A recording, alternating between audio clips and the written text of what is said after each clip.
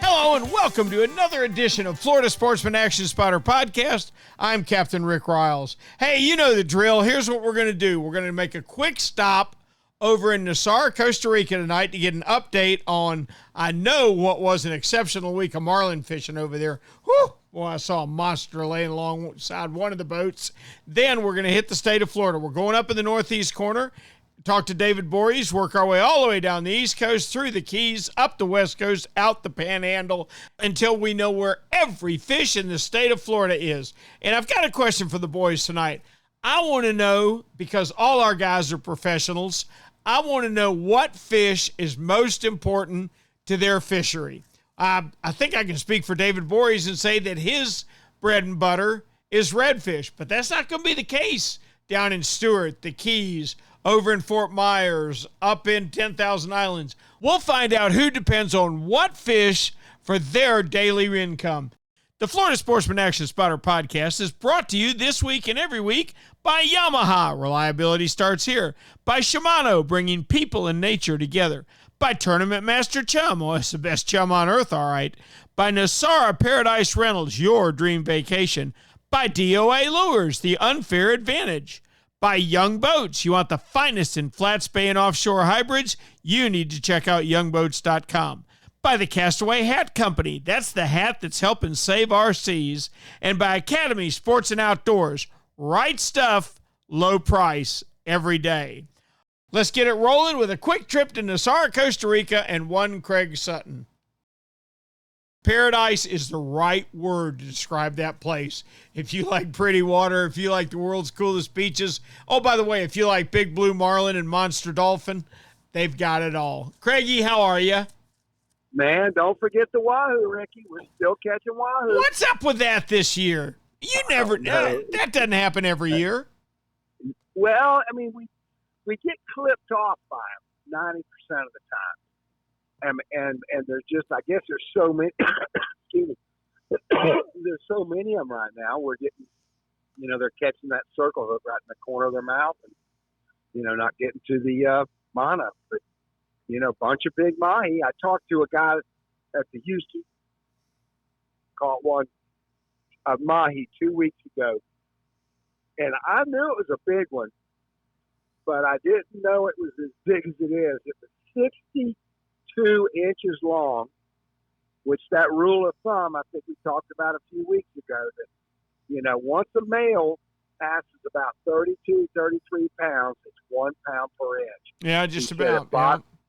He said it bottomed out that 60-pound boca grip, and when they started to lift the fish up a little, she was bottoming off the 60. So it's a little over 60, which that sure figures pretty close to 62 inches. Boy, that's a monster. That's a nice fish. How big was that? How big was that blue one I saw alongside this week?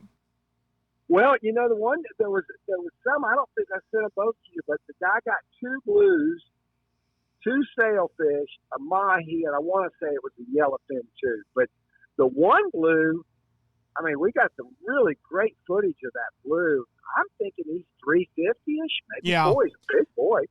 I called him maybe a hair under 400, but if he's under 400, he ain't far under it. No, not at all. I mean, not much at all. But those blue marlin, really, that 300 to 400 pound marlin is a handful, buddy. Oh, a handful, son. And it takes. You got to be really perfect, and the marlin's got to make a few mistakes. But they, that's quite a fish. And we had Bill Hare from the Carolina Sportsman that did 2 TV shows with us about 6 years ago, maybe 7 or 8. Came back on his own dime, and he caught 2 real nice marlin. Good for him. Real nice. Yeah. And that's got an underwater shot of one of the blues. It's just, man, it's iridescent. It's super. He's sending me the original, but which I expect the original to be way better than the one he sent me. But this has been quite a year for marlin. I gotta tell you, I got to tell you, one of the things, and we talk about all the advancements in fishing tackle and just how much better it's made the sport and everything. One of the reasons is the incredible photography we can get now. Oh, yeah. Man, yes. some of the boats I follow on Instagram that shoe sport fishing, and there's a few others where you're seeing those granders jump 20 feet behind the boat. I mean, woo, that'll get me going now. Yeah, we were lucky enough. Because I think a lot of our clients, they see our blog, all our videos, and our YouTube channel, and all the social media stuff we do. So when they come down, they kind of, do a lot of the heavy lifting for us. And even though they're taking off of cell phones, but man, the last 2 months, we've had some incredible videos, just crazy. And, what a creation that God, or what an animal that God created that can stand on its tail and traverse across the water, hundreds of yards and never go under the water. Mm-hmm. And he's 300, 400, 500 pound fish. It's just, they do things that it looks impossible. They defy the laws of gravity. There's no question. They do. And you and I have been so blessed in our lifetimes to see that. And I got to see it again last week with the red hot sailfish. And the next billfish I see, be it a sailor or blue marlin, will be the first one I ever saw. That's just the way I feel about them. Craigie, as always, we appreciate it. I know. Hey, if you had to pick one species of fish that makes Nosara, what would it be? Well, the marlin would be my first, but then the toss up between the two would be the cabarrus and the roosters. Really? Yeah, that could, for me personally, I've caught quite a few marlin, and I can't wait to catch another one. Doggone cabarrus. I mean, that is one tough operator. And I'm speaking of big ones. There's 20 pounders and under. They're not that easy to catch, but the difficulty of catching a 50-pound cabarrus, it's about like catching a 600-700 pound blue. Wow, that's cool. All right, Cap. As always, we appreciate it. Please tell me we get to check with you next week. I'll be looking forward to it, brother. Thank you, Craigie. All right, thanks to Craig Sutton for a great Costa Rica report. Now let's head up into the Northeast corner and find out what's going on in Northeast Florida with none other than Captain David Voorhees. David, how we doing? Hey, Captain Ricky. Man, we couldn't be better. We could not be better. Fishing is absolutely on fire right now. We're having some of the best redfish bites we've seen in what I would say years. And, I think a lot of it has to do with just the temperature. Everything's really warmed up nicely. Water temperatures in the low 70s. We haven't had a lot of rain. Actually, we're in a drought. So salinity's up. And, there's not a lot of bait for these fish to eat. So I sort of got a strange feeling that these fish are very hungry. They're almost starving because they're hitting just about anything you throw, from artificial to live bait. Whatever you throw at these fish, it seems like they've been hitting it pretty good. I can't even tell you the last time that I can actually say I took 3 guys to a spot, first location of the day. They make their first cast. All 3 guys hook up, and they all have legal reds. And in less than 5 minutes, we have limited the boat out. So did you tell them charter's over, time to go home? Yeah, but they didn't take that one too good. But anyway, the sea trout, the silver trout, or what we call in Northeast Florida, the yellowmouth trout, has also been pretty good. There's been some really nice ones caught in the St. Johns River, but on up and down the St. John, intercoastal off of the St. Johns, there's also been some pretty nice ones being caught. This is the time of year where they spawn. So the ones it's really funny because it's almost like they spawn at opposite times of the speckled trout, which is probably a good thing. I mean, I'm sure there's a reason for it, but Them and also the whiting. Whiting are coming in pretty good right now, and there's actually been some pretty good size ones caught inshore. Now, the El Cheapo tournament was this weekend, and it looks like 10 pounds, 10.20, 10 pounds, 20 ounces won it. And let's see, that was Ashley Roberg, and that was first place. And then, 10th place was probably 8.46.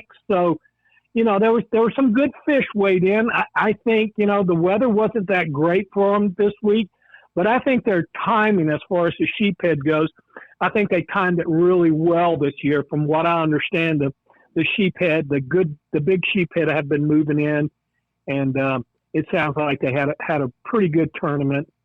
Good turnout. Very good. 405 boats. There's nothing wrong with that. David, not at all. For an inshore tournament, that's crazy. That's real good. That's our most widely, I guess that's our most widely attended tournament now. David, offshore has been good. The wahoo fishing's been real good. Unusual number of sailfish this time of year. Several boats running into packs of sailfish. I think those fish that traditionally lived off Fort Pierce in the wintertime are now up here. But all in all, it's just been a great week. Hey, let me ask you a question. I know the answer to this because you and I have been friends for so long.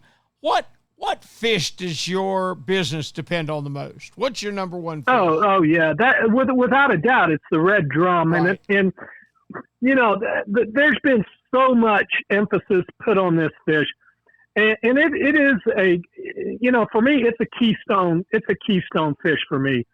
And I think for Northeast Florida too, for the inshore guys, if we didn't have the redfish up here in Northeast Florida, it would be sort of slim picking for a lot. There wouldn't be a lot of inshore charter captains like myself, that's been able to make a living at this for, 25, 26, what am I saying?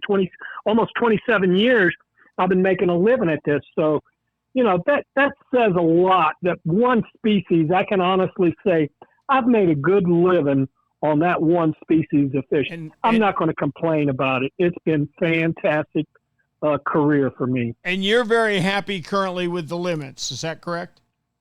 Absolutely. Absolutely. There was nobody where that 2 fish per person came from. We don't know, because there was nobody that I know of that was complaining that, we need to, we need to keep more fish. But I don't know where that came from. There's a lot of speculations, but most of us charter captains were very happy with 1 redfish per person. Gotcha. Cap, we appreciate it as always. Please tell me we can check with you next week.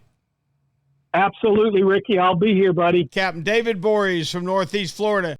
The year was 1953 when one of the true pioneers of big game fishing just hung it up. No, it wasn't any of our podcasters. It was none other than Ernest Hemingway. I just don't want to do it anymore, he's credited with saying. The tackle has become so sophisticated, the fish just don't have a chance. Can you imagine walking him through the aisles of Strike Zone Fishing and showing him the latest and greatest from Shimano?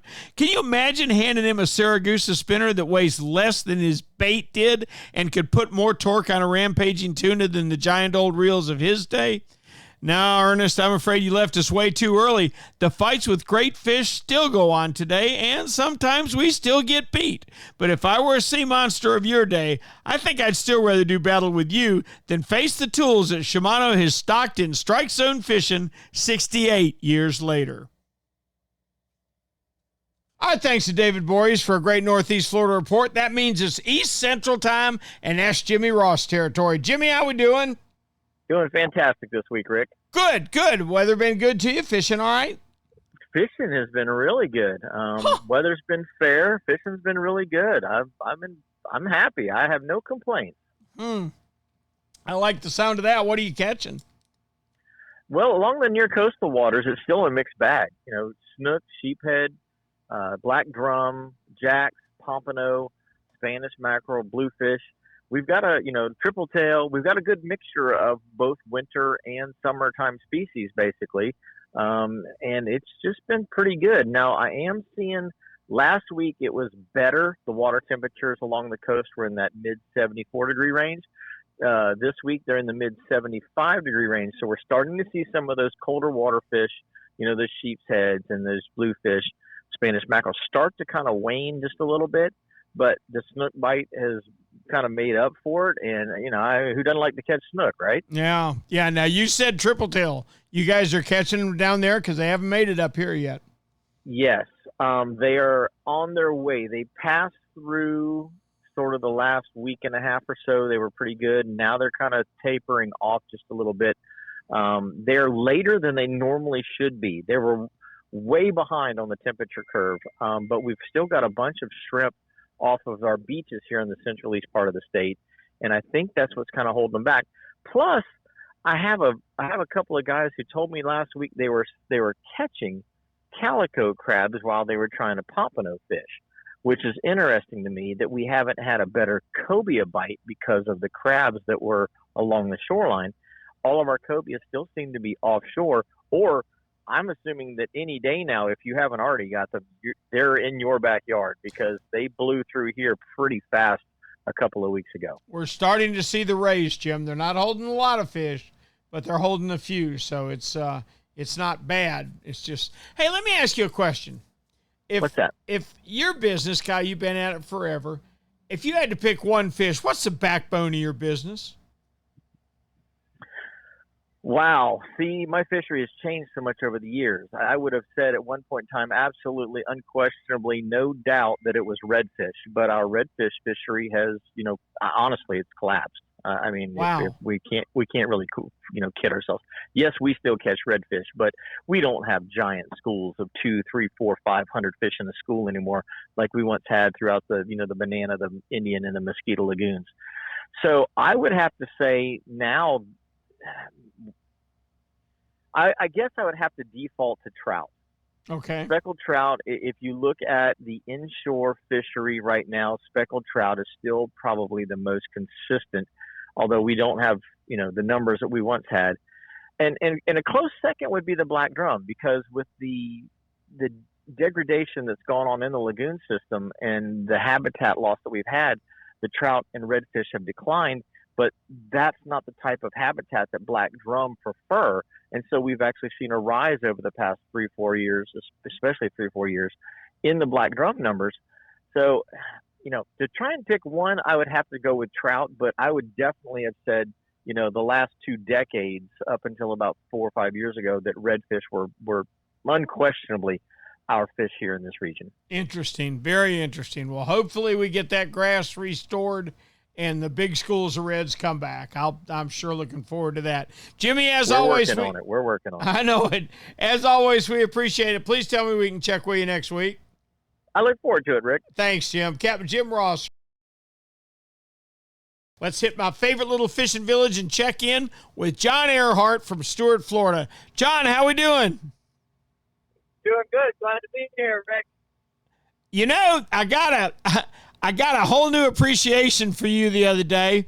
I, like you, have been visited by a great white shark, but I never thought about the fact that in that little chaos of yours, you're about, an inch and a half off the water. Yeah, it was up close and personal, to say the least. They're pretty impressive, aren't they? Yeah, and believe it or not, another local in Fort Pierce posted on social media, I believe it was yesterday or today, it looked like a small great white. This one was about an 8-9 footer. It was definitely a juvenile, but it's weird. Seems like we're having a lot of great white sightings off the Treasure Coast right now. Oh, that's cool. That's all part of it. Tell me about the fishing. How's that going? Fishing's been pretty good this week. Still getting some nice blackfin tunas. Not a lot of sailfish. They are around. A few guys are getting them. Mostly, slow trolling or drifting live goggle eyes right now. The sardines and the thread pins have been kind of hard to come by. So most guys are buying the goggle eyes and they're drifting them on the 6 and the 8 mile reef. And that's been pretty steady for blackfin tuna, a sailfish here and there, and quite a few kingfish. If you drop a live goggle eye down to the bottom, there's been plenty of amberjacks around, a few nice cobias, and some big mutton snappers.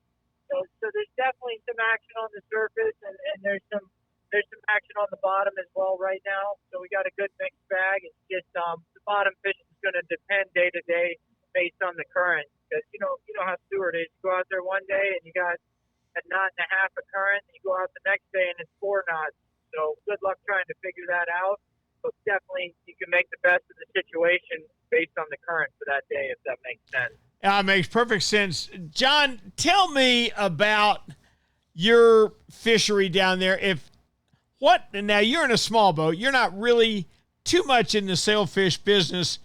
If you had to pick one species that John Earhart's livelihood is tied to, what would it be? I'd say the snook. Snook. Without a doubt, snook and sailfish rule Stewart. Those are the two fish that everybody comes to Stewart for predominantly. I got to tell you, I hate to break it to you this way, but your sailfish that I fished down there in my youth and just loved back in the wintertime when I was a kid, they're up here now. I got wolf packed, I guess it was Wednesday, by, 6 or 7 of them at the same time. And I was, wow. I was north of Jacksonville. It was crazy. But, and in my usual skill level, out of 6, we managed to get 1. But that's okay. But, well, that's better than none. Yeah, better than none. That's how you got to look at it. That's right. You get wolf packed and everyone gets away, then you can be upset with yourself. But if you got one of them, you did good, Rick. Well, I got to tell you, what made it so good was it was one of our Wounded Warrior trips. A gentleman that had spent 25 years in the Navy serving our country. I was so pleased to see that fish just put on a great show for him. John, as always, we appreciate it. Please tell me we can check with you next week. Yes, sir. I'll talk to you next week. And don't catch all my sailfish now. I'm going to keep them right up here.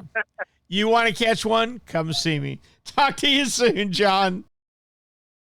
I'll bet you don't even remember the days that all us cool kids would rub baby oil mixed with iodine to help us get even darker in the summertime. Being burnt was cool, and even if you weren't a surfing legend, you sure looked the part.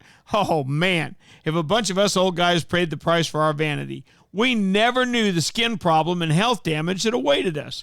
Today's fishermen have the options of being so much healthier in the sun than we ever thought of. Thanks in no small part to the Castaway Hat Company, who not only provides our podcasters with Castaway straw hats, but they make the coolest prints on the underside of the brims you ever saw. You may think your Bimini top or T-top blocks the sun, but as an awful lot of us OGs can tell you, you can't have enough protection from sun damage. Do what we do. Put on the sunblock and put on your Castaway straw hat. You'll look the part of today's best anglers, and you'll even be helping the environment. That's because for each Castaway hat sold, the Castaway Company is going to pay to have 1 pound of trash removed from our waterways. The burning Florida sun won't be raced in your skin, and believe me, when you age a few years, you'll thank us old guys with a lifetime on the water. So go to CastawayHatCo.com and get your best sun protection today. The Castaway Hat Company. They've got a hat for every adventure. Our thanks to John Earhart for a great Stewart report. Now, let's go down to the Dean of Miami Charter Boat Captains. And that's saying something because they've been running charters out of Miami for a long time. But no one's done it better than Captain Ray Rocher. Ray, how we doing? I'm good. Man, what do I owe you for that intro? That's buddy, I'm just calling it the way I see it, all right? I'm just calling it the way I see it. But, you're my marketing manager, and you don't even know it. Gotcha. Incidentally, and R&R Sabiki's work as good as you do as a charter boat captain, too, just so you know. That's great. But happy to know that. I love using them. Hey, Ray, how's your fishing been this week? Decent. The sail fishing's actually been pretty good. We've had 5 bites on our afternoon trip today and caught 1 king and 1 tuna. So it's been a great afternoon. The morning we were bottom fishing was really a struggle, but all week it's kind of been like that. We did catch 1 almaco and 1 vermilion this morning, but it was not as good as it should have been with light current.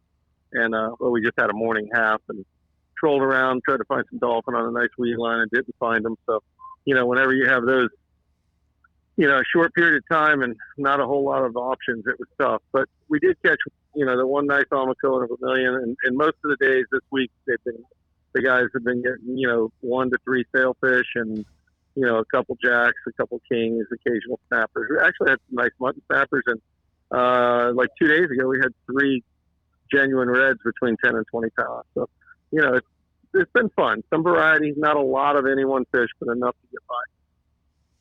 Ray, I got to tell you, the sailfish are up here in really good numbers. A friend of mine had 5 the other day. I ran into a wolf pack, only got one of them, but there was a pile of them there. Very strange to see them up here in February and March. I'm a little bit blown away by that. Hey, it never gets old. Yeah, it doesn't. But I got to tell you, you hit on something that really strikes a chord with me.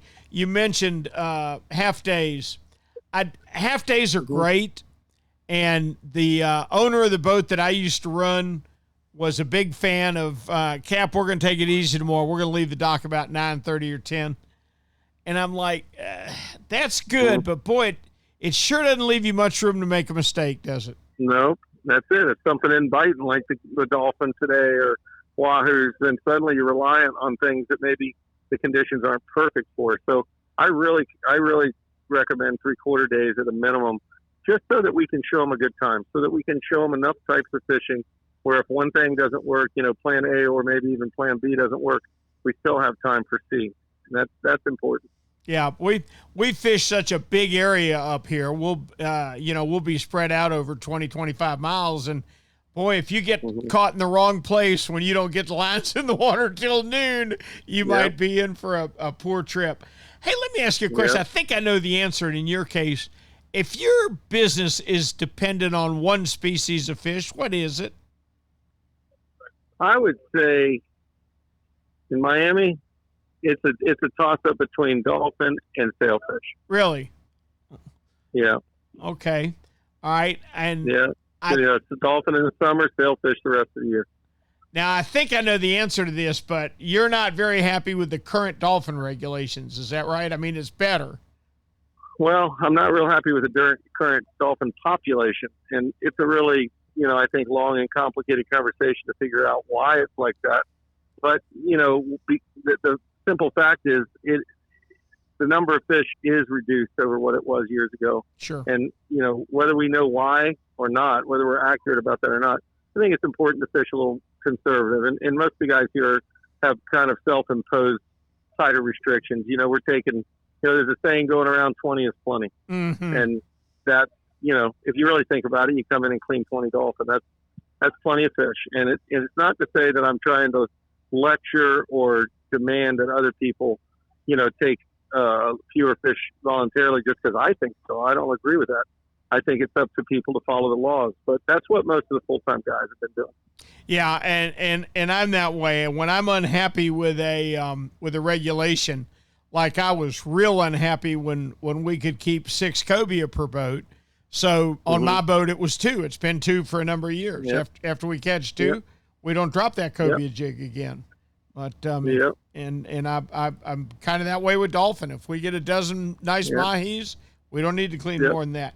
Cap, as always, I appreciate the heck out of it. Please tell me we can check with you next week. Yes, sir. And don't look for your sailfish to come back down there because I'm keeping them. All right, I'm keeping them. That's fine. I'm closing the See gate. you later. All right, Cap. Okay. Talk to you soon. Now, let's hop on down south, go all the way to Kokomo, and find out what's happening out of Bud and Mary's with Captain Brandon Storin. How are you, Bean? I'm great, Rick. How are you doing? Outstanding, my boy. How's your fishing? Man, fishing's been good, and the weather's been better. I wish you were here. The weather's beautiful. I mean, it's March and it's black calm. Hey, didn't somebody write a song about that? The weather was here. I wish you were beautiful. Something like that. That's what I was trying to get at. I didn't know exactly how to go. I think it's someone who hangs out down here in Margaritaville by the name of Jason. He may have invented the phrase Margaritaville. That may be who it is. But my daughter surprised me recently with tickets to his concert up in Massachusetts. We had a ball.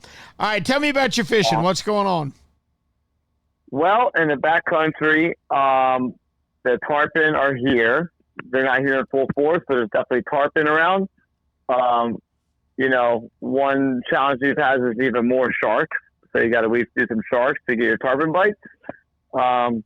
Still been into cobias, been still catching cobias every day, which is really cool. And there's still, of course, snook around. Been catching some really big mangroves, which is nice for table fare. Some triple tails, lots of sea trout. You can catch sea trout almost every cast. Still a lot of Spanish mackerel. And as far as offshore goes, they've had these great tailing conditions for the past week. They've been catching a lot of boats been catching double-digit sailfish, which is really fun action. Sight casting with spinning rods, and there's everything else that goes with that too, like king mackerel, blackfin tuna. It's been a really good mud snapper bite on the bottom. So plenty of variety. What do you want? We'll go try to catch it. I'm telling you, it is a wonderful, wonderful time of year. All down the East Coast, it just seems like the action has been exceptionally good this week. Hey, let me ask you a question. For Brandon Storen and Bean Sport Fishing, all right, what one species are you most dependent on? Triple tail. Triple tail, no kidding. Now, is that a year-round fishery for you? I will say for me, and I know it's a weird answer to give, and it's a unique answer to give, but it's one species I really honed into, and one species I pride myself on being able to consistently catch, no matter if it's winter or summer. If you want triple tail, I'm the man. I like it. I like it a lot. I'm going to tell you. And that's a species that an awful lot of people are learning about every day. I like to hear that.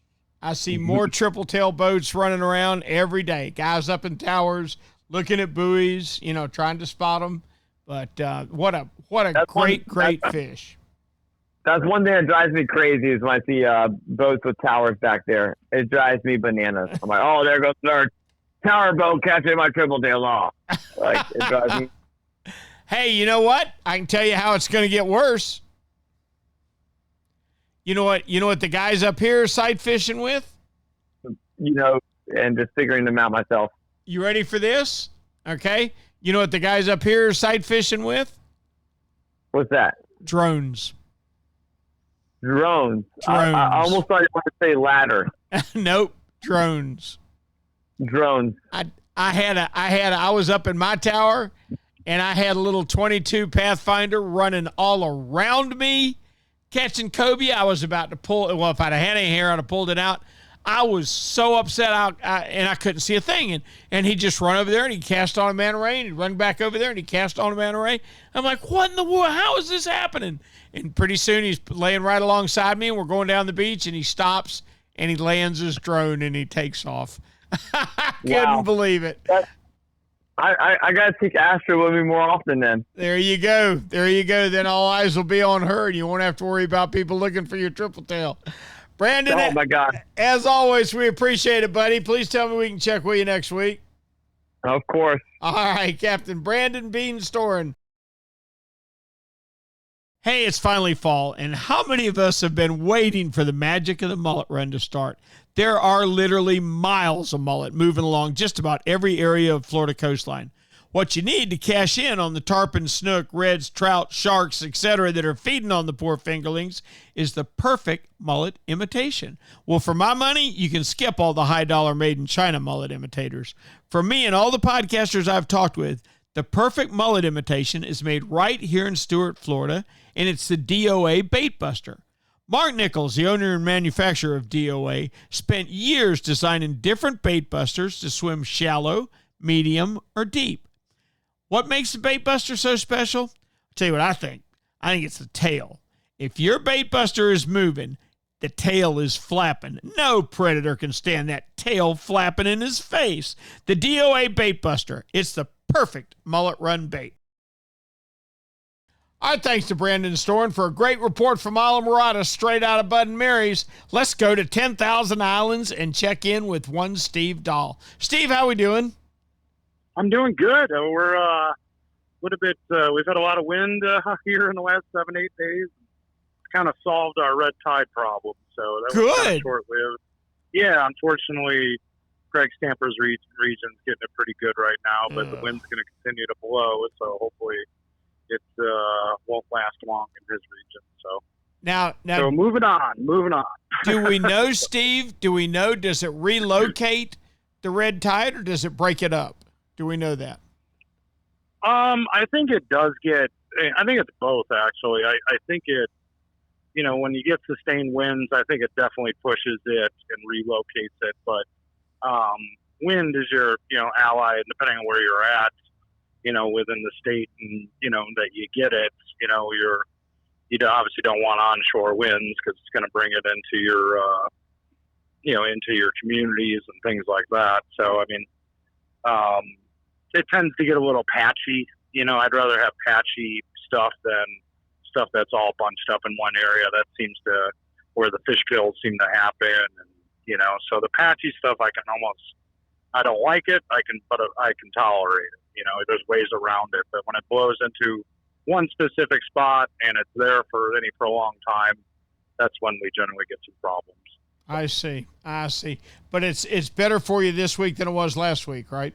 Yeah, it is. I mean, it's amazing. Nature always finds a way. And, we didn't have a terrible fish kill or anything. A lot of rough fish, lots of catfish, things of that avail that, kind of perished. But, some game fish, but nowhere near the numbers that we had back in 2018. And, it's a product of, our, the realities of hurricanes. It unearths a ton of nutrients, and that nutrient-laden water has, been proven that it's going to fuel red tide. And it's just kind of what we're dealing with. It's just kind of some bad luck in the last 5 years to get two incidents like this. So but we're moving on. We're catching fish this week, and that's all that really matters. So good deal. Hey, let me ask you a question. Yeah.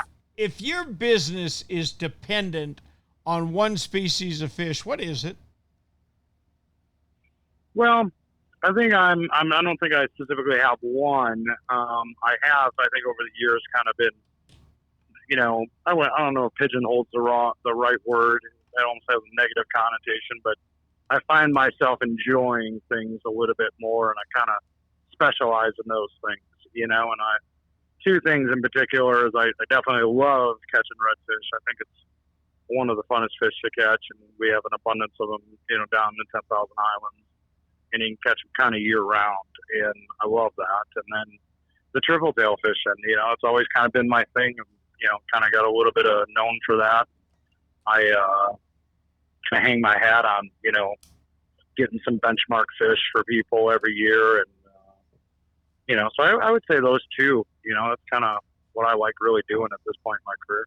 Cool. Are the triple tails showing up at all there yet? It's spotty, it's, and you and I have talked at length on this podcast about, where we've been the last couple of years with this. And, at this point, 3 years ago, we had, a nice run year over year leading up to 3 years ago. And, we had banner, big fish and, sustained, all the way from October to May every year. And this year, the last couple of years now, we're kind of falling into that. This January and February, generally that really hot month for us. And we just didn't really see it again this year. It was better than last year. It's improving. We're seeing a little bit more numbers. But those big fish, and I call those, 10, double digit fish, 10 pound plus triple tail. We're just not seeing what we did 3 years ago and prior. So it's hurting a little bit. It's I don't think we know enough about the fishery, to be honest with you. It's very much a catch and kill type of concept. Not a lot of people release keeper, triple tail, and I understand why. I do. Which is odd because I generally don't support that. I'm more of a selective harvest type of guy. But I kind of fall into, I can understand why people, catch and kill keeper, triple tail. I'd like to see maybe some tighter regs on them, maybe, more of a seasonal type thing like we do with snook and, other species throughout the state. Maybe, jump up the size limit a little bit, I don't know, maybe a slot, I would like to see that even. So I'm not 100% sure, but again, I really don't know, and maybe it's me, but I've talked to a lot of people about it, and I don't think we know enough about the fishery. Yeah. And it's probably something it's always been that kind of mystery fish. Is it a pelagic fish, or is it, a migrating fish, or, is it, I don't know, and that's, you can catch them in a myriad of different ways, depending on where you are in the state, or, throughout the southeast United States, for that matter. Go to Louisiana, it's entirely different fishery. Or come to the northern part of the state, it's, of Florida, it's entirely different fishery. And down in the 10K, we're pretty much, always thought that we were limited just to crab trap buoys and pilings and things like that. And now we're starting to see these fish in 3-4 feet of water. Well, and it's interesting. It's think really got me intrigued. Yeah, I understand. Oh, I understand. I think one of the first things we have to figure out is how long they live. That's a good point. Yeah, if we're dealing with a life cycle of 5 years, that's a whole different set of regulations. And the only reason I say that is triple tail look old. I mean, a big triple tail is like a big grouper. He just looks old. Well, you're right. If he really is old, then he's got to have more protection than a mahi does. A mahi, he's born, he goes off like a bottle rocket, and he dies. So right. I mean, it's just two different kinds of fish. But that's interesting, and I think it's fantastic that you've become known for double-digit size triple tail. I'm jealous as I can be. Do me a favor, please tell me we can check with you next week. Oh, I can't wait, Rick. Okay, my favorite time of the week. I love your input. Thanks so much, Steve Dahl. All right, be well. Take care, buddy. You know what Yamaha Outboards love? The genuine formula and consistency of Yamalu marine engine oils. What? Outboards are subjected to punishing conditions like high loads, salt, and humidity, a mix that automotive oils can't handle. Yamalu full synthetic and marine performance formulas are certified to protect against friction and corrosion for reliable performance every time. Find Yamalu marine oils at your nearest Yamaha Outboard dealer. Locate them at yamahaoutboards.com/dealers. Yamaha, reliability starts here. Hey, Raj, being consistent is a mark of a quality product. If you've been Florida's #1 chum for over 10 years, there's got to be a reason. For 10 years, Tournament Master Chum has lived up to its name. That's why more tournament pros insist on Tournament Master than any other chum. It's the only chum with menhaden milk mixed right in. That means it gets the scent out faster and deeper than any other brand of chum. It comes in a grind size for every species from kingfish to catching bait. Your fishing time is way too precious to you second-rate chum. Bring the action to you by insisting on Tournament Master Chum. It's worth every penny. When you're ready for the finest in custom-made flat spay or inshore-offshore hybrids, you are ready to meet the Young family in Inglis, Florida. For over 21 years, the Young family has built custom boats one at a time for every type of fishing. Nothing can sneak up on a flat quite like the Gulf Shore flats boats, and I've never fished a better hybrid than the Young 24s and 27s. Rob Young is a naval architect who takes tremendous pride in each and every build for each and every customer that wants their boat custom built exactly the way they want it. Is it time for you to move up? Are you ready to own the finest boat built? Then you need to visit the Young Boat facility in Inglis, Florida, or check them out online at youngboats.com. Our thanks to Steve Dahl for a great 10,000 Islands report. Now, he expressed a concern that he was afraid the red tide may have shut down Greg Stamper's area. Greg, talk to me. How's the red tide treating you? Well, I'm fresh off the water by about 20 minutes, and okay. There were some pretty heavy pockets here and there where you get caught, mostly when you had another boat go by or the water got turned up. We do have quite a bit of dead fish, but most of the fish that I'm seeing are very dead. They've been dead for a while. A lot of them are deteriorating. Out in the front of our bay, we did see some fish today that were still twitching, so there is some still there, but we did have opportunities to catch fish all week. You just have to get where it isn't, and there are some pockets where it isn't. My best advice to anybody in situations like this is to go as far in the back as you can, or to go up our rivers and our creeks. A great example today, I knew that if we went out front, it would be it would be challenging, and I didn't even know what we would catch unless I went to some of the really shallow back bays that are kind of within our bays that are protected and somewhat. So we fished up in our rivers today. We did very well on a lot of big jack crevalle. We did the same thing yesterday because I just didn't want to go out front. And we caught some jacks that were up to about 12, 13 pounds. So if you like to fight fish and you enjoy a long pull and drag running, it's hard to beat a big jack crevalle. The other thing we did up in our river, and this kind of applies to people that are a little better at casting, because it does require what I call a skip cast, where you're skipping lures or you're skipping soft baits underneath structure.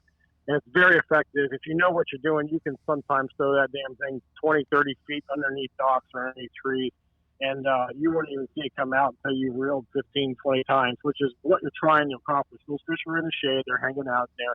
And we caught quite a few snook. We had some opportunities of some fish that were in the 30-inch class.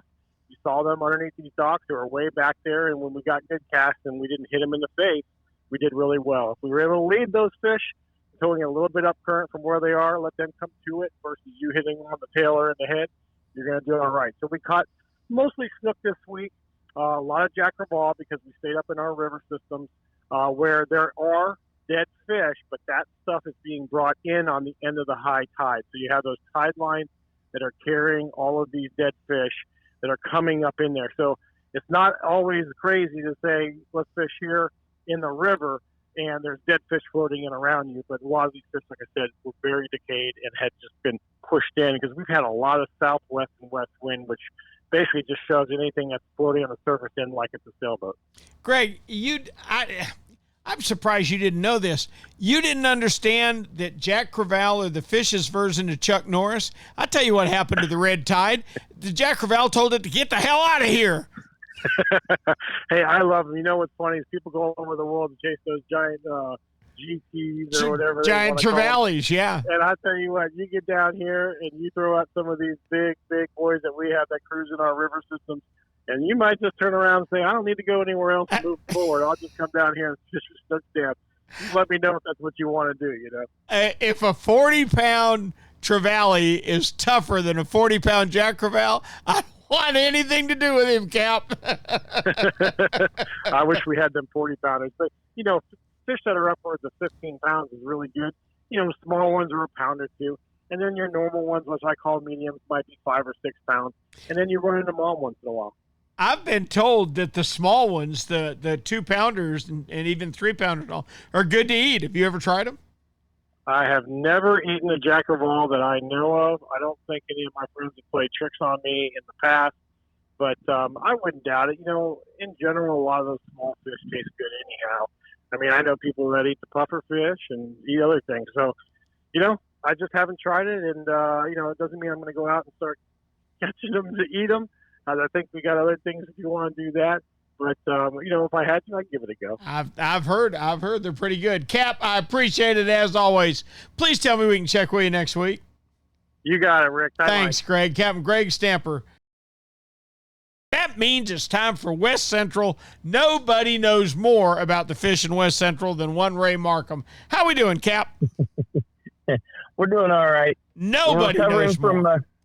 We're recovering from southerly breezes that have pushed red tide to the north. It seems like kind of our fishery is divided in half from portions of like just north of the Skyway Bridge all the way south to Boca Grande. We've got some pretty strong red tide. The beaches, I've seen some spotty red tide all the way up to Reddington Beach. But offshore, it's clear. Guys are running out and they're whacking the heck out of hogfish, mangrove snapper, red grouper. The guys are eating way off or getting a few blackfin tuna along with everything else.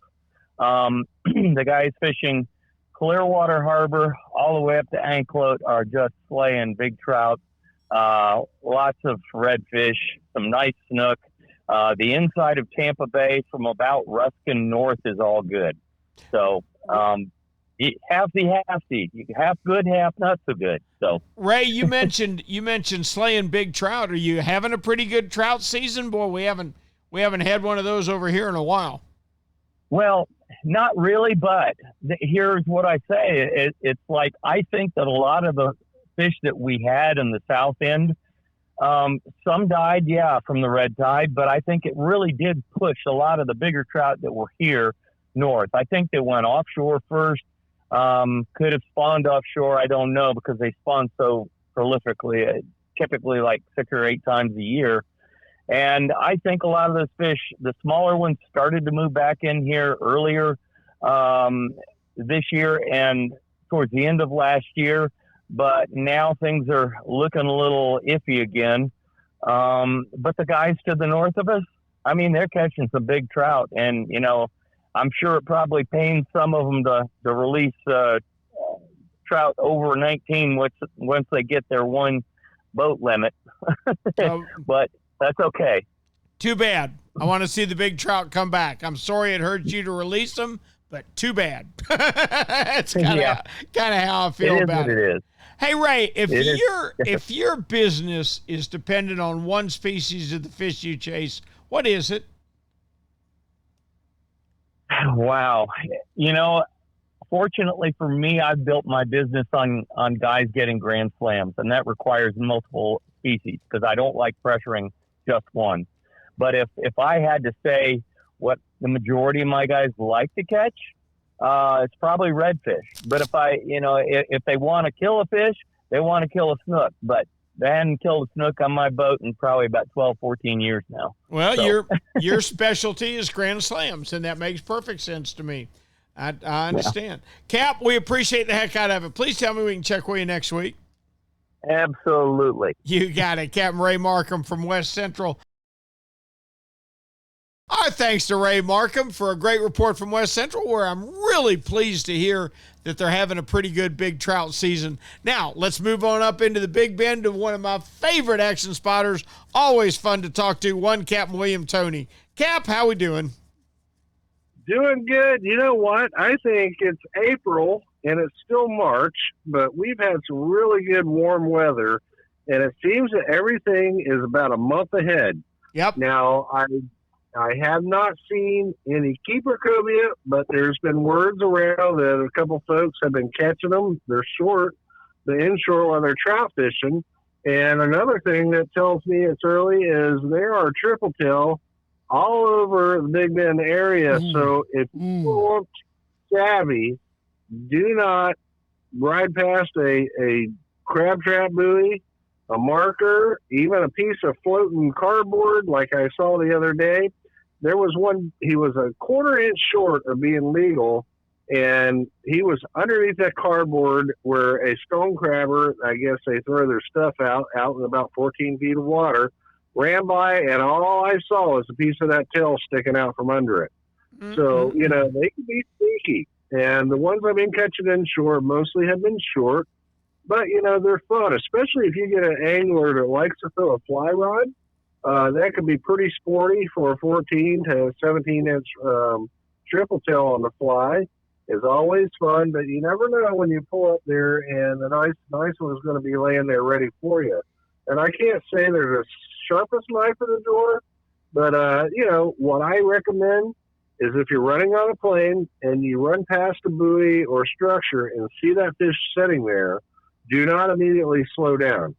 Continue on past it till you get a couple hundred yards away, stop, and then either idle up within 50 yards and then get ready for the fish, shut the motor down, let the wind drift past you, or anchor down. But one thing they will do, they're not the sharpest knife in the drawer, but if you pester them too long, they will sink down and you won't get the chance. Mm-hmm. Great advice. Sneak up on them with that trolling motor. Run by a couple hundred yards and then sneak up on them. Yep. That's what's been working.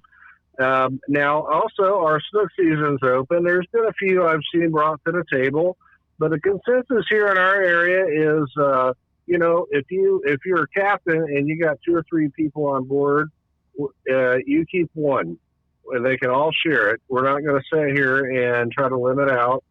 There's a few captains that may do that, but the Homosassa Guides Association and a lot of our good Crystal River guides are, you know, let an angler or the whole boat, if there's 2 to 3 people or 4 people, you get one snook. And that way, we didn't take a big hit this year because of the cold, but we did have some that died off. But again, I always talk to people about our fishery is very strong here on the Big Bend and the Homosassa, Crystal River area. The only thing that I can tell you that may be our downfall, if we don't conserve and we don't take care of our fishery, is there's a lot of people here fishing for them. And I've told people, is like, hey, one redfish a person is a great rule. No captain stake. That means we can go out and catch, 7, 8, 10, 12, 15 reds, not sore lip a whole school, but, keep one to eat for each of the persons. And then that way you can have a good time and catch redfish. Now, a while back when they jumped it up to 2 per person, what I found out was I would fish all day to get our limit, 4 reds or 6 reds, whatever it was. And you didn't have that abundance. So, we're curtailing it and trying to, just make sure that we police ourselves so we keep our fishery good and strong here. Love your attitude. Love your attitude. You're absolutely right, Cap. We've got to keep in mind that over 1,000 people a day move to Florida. It seems to you and I like they all want to fish. So we've got to learn to protect the resource so everybody will be able to. Cap, we appreciate it. That is a great report. If you do happen to catch an extra triple tail, if you should happen to. I'm sending it up to one Captain Rick Riles. You got it. A jar of guava jelly and hush puppy mix. How's that? Come on! I'm gonna go stand. I'm gonna go stand by the mailbox, see if it comes tonight. Thank you, William. I appreciate it, buddy.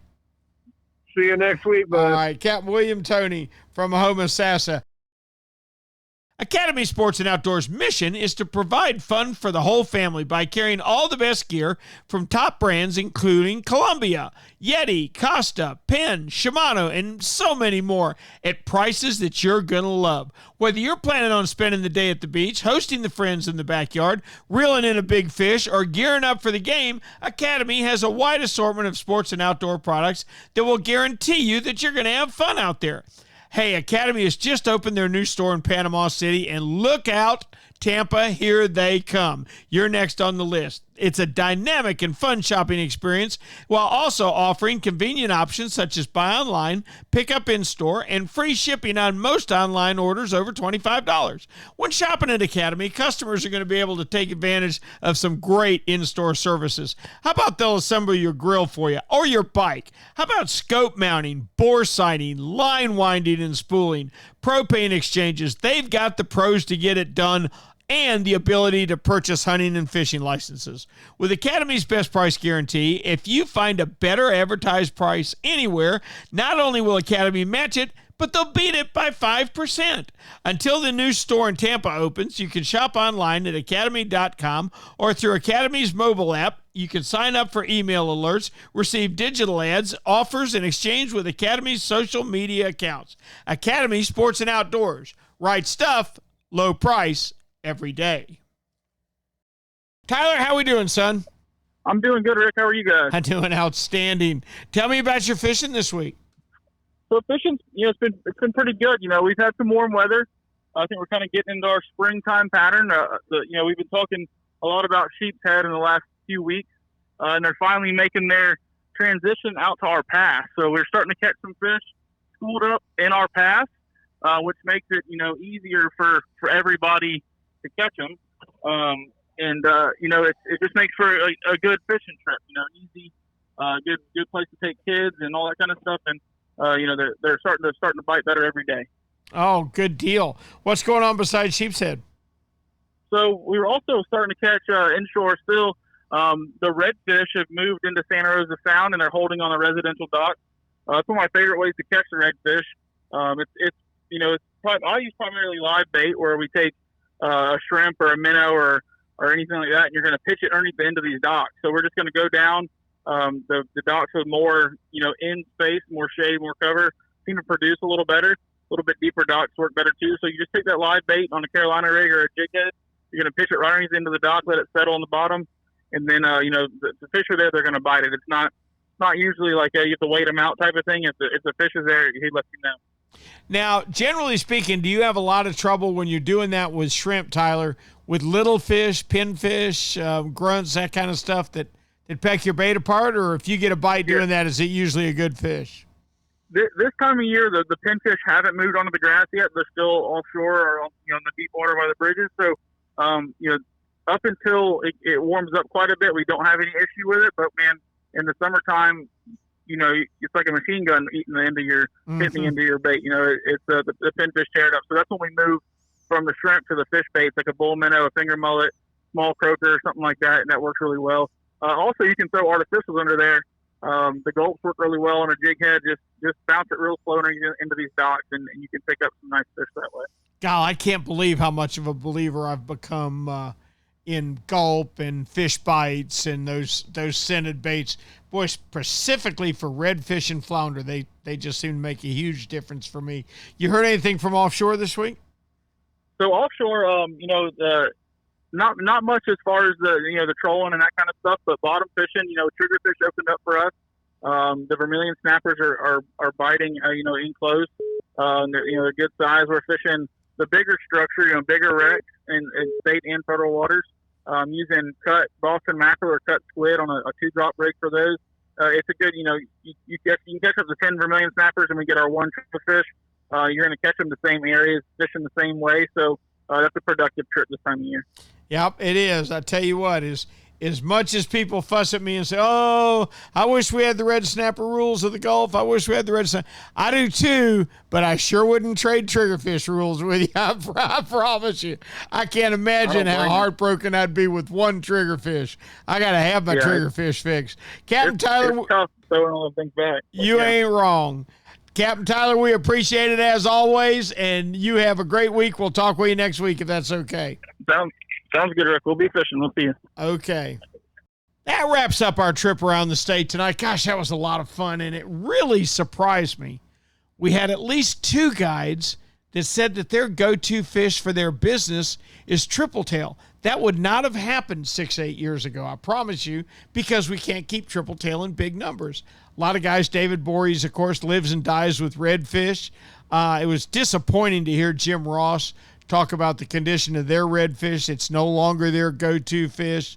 Ray Rocher's right down there. It's dolphin in the summertime and sailfish in the winter. There's a lot of different kinds of fish to catch in Florida. There's no question about that. And I'm glad we get to talk to all the guys that catch them.